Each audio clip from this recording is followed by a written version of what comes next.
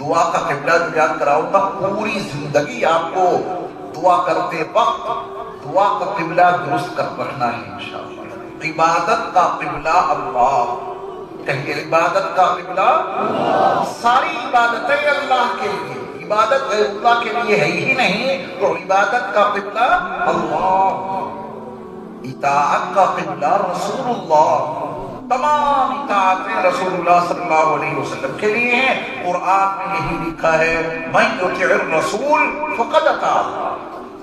دو باتیں یاد ہو گئی، عبادت کا قبلہ اللہ، اطاعت کا قبلہ رسول اللہ، نماز کا قبلہ بیت اللہ۔ یہ تو معلوم ہے نا، اب 3 قبلے یاد ہو گئے۔ دعا کا قبلہ عرش اللہ، کیا مطلب دعا کا قبلہ عرش اللہ؟ جب کبھی آپ دعا مانگیں تو آپ کے ہاتھوں کی ہتھیلیاں کدھر ہونی چاہیے؟ عرش الہی۔